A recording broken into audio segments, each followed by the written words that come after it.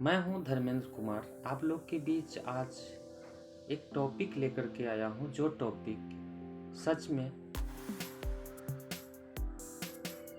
दिमाग को झकझोर करके रख देने वाली है। आज टीवी खोलते हैं, मोबाइल के यूट्यूब खोलते हैं, फेसबुक खोलते हैं और न्यूज़पेपर खोलते हैं, श्रद्धा की मर्डर मिस्ट्री की कहानी आ रही है। आखिर ये श्रद्धा थी कौन और इसकी मिस्ट्री, इसकी मर्डर मिस्ट्री आखिर इतनी ट्रेंडिंग में क्यों है? इससे पहले हम हट करके मेडिकल कॉज की बात करते हैं।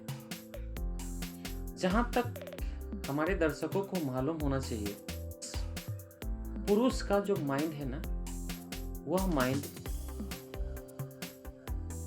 लॉजिक से ऑपरेट होता है। लड़कियों का यानी स्त्रियों का जो माइंड है ना, वह इमोशन से ऑपरेट होता है। इसलिए किसी भी लड़की के बीच, किसी भी औरत के बीच इमोशनली अगर बातें की जाती है,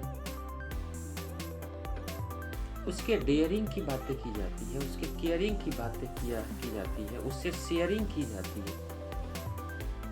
डेयरिंग, केयरिंग और शेयरिंग, ऐसी ऐसी बातों में लड़कियां, औरतें जल्दी प्रभावित हो जाती हैं और जल्दी फंस जाती हैं।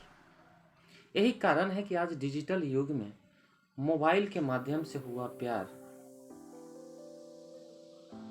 मोबाइल के माध्यम से हुई शादी, डिजिटल तरीके से हुआ प्यार, डिजिटल तरीके से हुई शादी कहीं न कहीं बहुत बड़ी बर्बादी की कगार पर पहुंचा गई। ऐसी बर्बादी जो जीवन ही खत्म कर दे रही है। आज लड़कियों को, लड़के को समझने का समय नहीं है। वो डेयरिंग, केयरिंग और शेयरिंग के चक्कर में अपनी लाइफ को बर्बाद कर रहे हैं। एक हिंदू लड़की श्रद्धा को ट्विटर हैंडल के माध्यम से आफ्ताब नामक लड़के से प्यार हो जाती है। प्यार होने के बाद प्यार में होता क्या है? डेयरिंग, केयरिंग और शेयरिंग, यही तो होता है। और ऐसी ऐसी बातें आजकल लड़के करते हैं लड़कियों के साथ,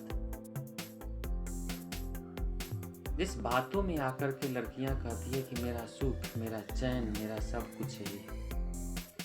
लेकिन लड़कियों को भी सोचना चाहिए कि बचपन से और आज तक जिन्होंने हमें पाला है, पोसा है, बड़ा किया है, पढ़ाया है,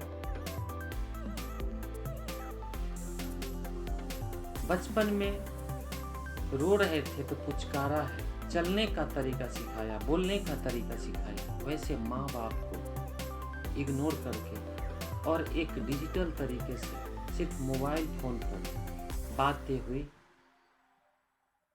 कुछ बातें शेयरिंग हुई, कुछ केयरिंग की बातें हुई कि मैं तुम्हें ऐसे रखूँगा, मैं तुम्हें ऐसे रखूँगा।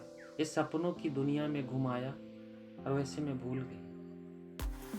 वैसे में अपने माता पिता, अपने परिवार के प्यार को भूल करके और एक ऐसे लड़के से जो डिजिटल तरीके से मिले, उनके प्यार में आकर के और कहती है कि मैं अब बालिग हूँ, मैं 25 साल की हूँ, मुझे अपना जीवन साथी चुनने का पूरा हक है। और वो अपने माता पिता को छोड़ करके चली जाती है। जाने के बाद फिर भी माँ का प्यार, माँ का प्यार होता है। माँ का दर्द होता है। पिता भूल सकते हैं लेकिन माँ नहीं भूलती है उस प्यार को। माँ कभी कभार फोन करके अपनी श्रद्धा से हाल चाल पूछती रहती है। इसी क्रम में आफ्ताब श्रद्धा को लेकर के मुंबई में शिफ्ट हो जाता है।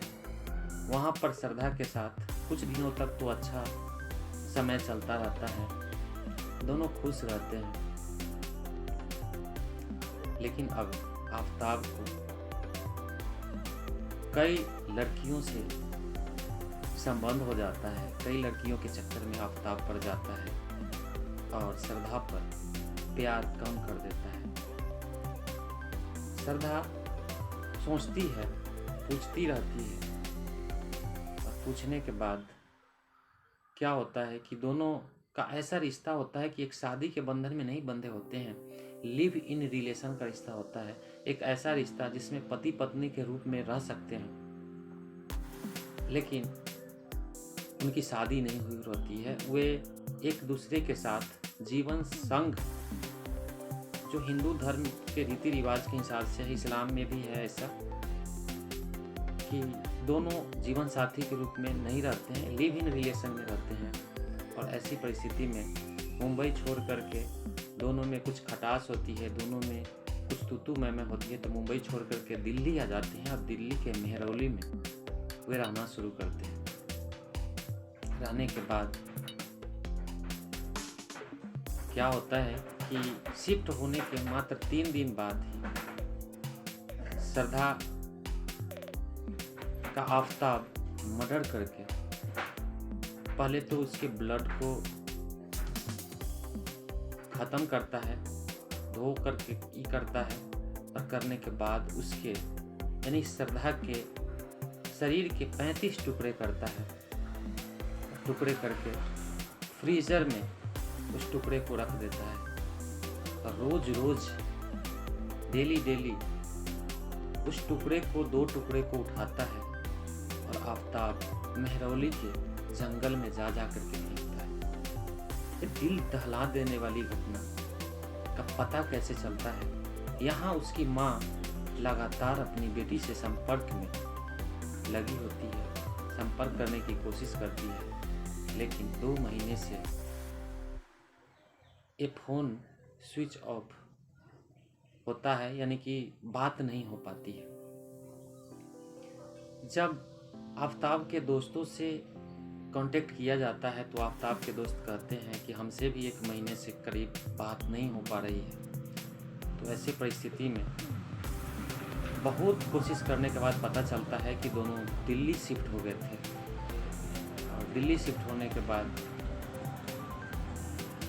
श्रद्धा के माता पिता को जब मालूम होता है कि दिल्ली शिफ्ट हो गए थे, तो वे मेहरौली थाने में जा कर के अपने बेटी श्रद्धा की गुमशुदगी की रिपोर्ट दर्ज करते हैं और शुरू होती है इन्वेस्टिगेशन। और इन्वेस्टिगेशन जब शुरू होती है तो आफताब पकड़े जाते हैं और पकड़े जाने के बाद पूरा खुलासा होता है कैसे कैसे श्रद्धा की मौत हुई और कैसे कैसे श्रद्धा को आफताब ने मारा, कैसे मारा पीटा, कैसे उसे 36 टुकड़ों में काटा, कैसे उसे फ्रीज में रखा और कैसे उसे रोज रोज जा करके जंगल में फेंका। आज सबक सीखने की जरूरत है, आज एक सबक लेने की जरूरत है हमारे देश की लड़कियों को कि आप अपने बचपन से लेकर के जवानी तक का जो प्यार है, माता पिता का प्यार है, उस प्यार को मत भूलो, मत ठुकराओ उस प्यार को।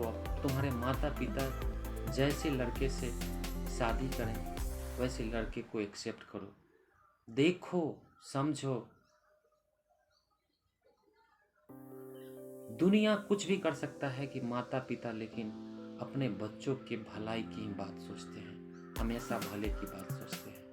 आज प्यार में अंधे होकर के लड़कियां लड़के की लॉजिक भरी बातों में, लॉजिक भरी माइंड के बीच जाकर के फंस जाती है अपनी इमोशन लेकर के। और क्या मिलता है? धोखा। प्यार, धोखा और मौत। ये प्यार, धोखा और मौत का सिलसिला आज से नहीं, बहुत पुराने समय से चल रहा है। लेकिन आज श्रद्धा का जो हश्र हुआ, अगर आज भी हमारे देश की लड़कियां नहीं संभली, बहुत सारी लड़कियों की ऐसे ही हश्र होने वाली है। फिर मिलते हैं अगले दिन। लेकिन हाँ, हम यही राय देंगे कि लड़कियां भी संभल जाए। डिजिटल तरीके से हुई शादी, डिजिटल तरीके से किसी के प्यार में फंसने से बचने की कोशिश करें। धन्यवाद। मिलते हैं अगले दिन अगले वीडियो के साथ।